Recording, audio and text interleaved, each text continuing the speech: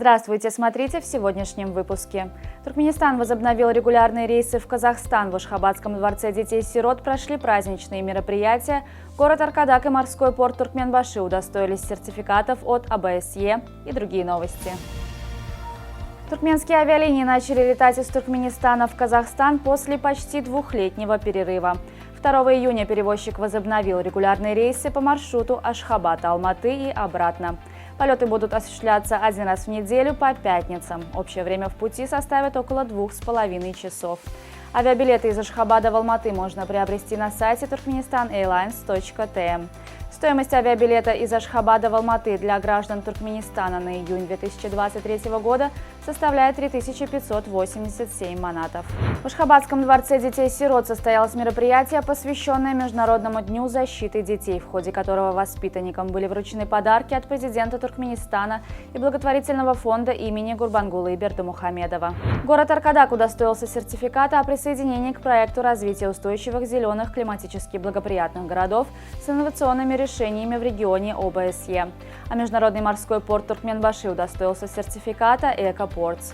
Оба документа вручила в четверг президенту Сердару Бердымухамедову генеральный секретарь ОБСЕ Хельга Мария Шмидт. Международный университет гуманитарных наук и развития приблизился к когорте лучших высших учебных заведений мира в 2023 году, по версии британского издания Times Higher Education.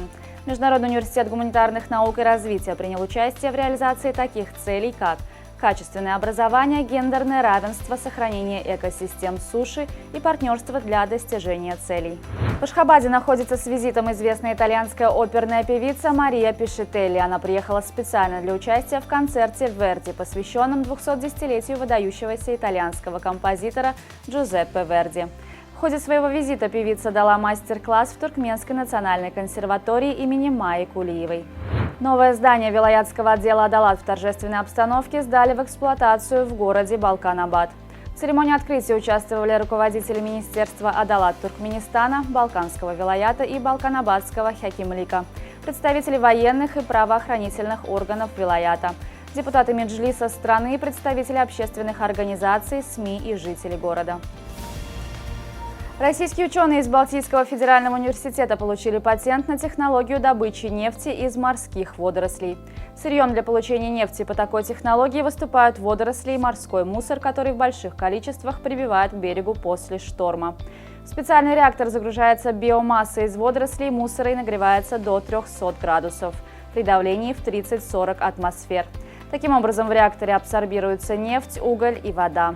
В Киргизстане 30 мая стартовало строительство нового города Осман. Капсулу на месте первого здания заложил президент страны Садыр Жапаров. Подготовка проекта нового города и всей сопутствующей документации заняла 2 года. Согласно проекту, новый город общей площадью 4000 гектаров будет рассчитан на 500-700 тысяч жителей.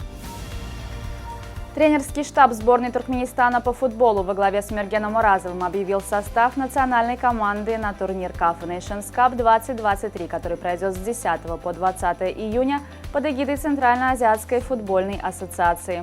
В заявку команды вошли 25 игроков. Также в сборную вызваны туркменские легионеры из других чемпионатов: Теймур Чарыев из Абдышата и Мирзабек Назаров из Нарва Транс. Подготовку к турниру CAF Nations Cup сборная Туркменистана начнет сегодня в городе Егорьевск Московской области Российской Федерации. Лионель Месси покинет французский ПСЖ по окончании текущего сезона. Об этом репортерам сообщил главный тренер команды Кристоф Гальтье в ходе пресс-конференции. «Мне выпала честь тренировать лучшего игрока в истории футбола. Матч против Клермона будет последним для Месси на Парк де Пренс», — сказал Гальтье. 3 июня ПСЖ сыграет дома против Клермона в заключительном туре чемпионата Франции по футболу. Парижский клуб ранее гарантировал себе победу в турнире. В текущем сезоне Месси в 31 матче Лиги 1 забил 16 голов и отдал 16 голевых передач. Аргентинец перешел во французский клуб летом 2021 года на правах свободного агента. Вместе с ПСЖ он дважды стал чемпионом Франции и 1 раз победил в Суперкубке страны.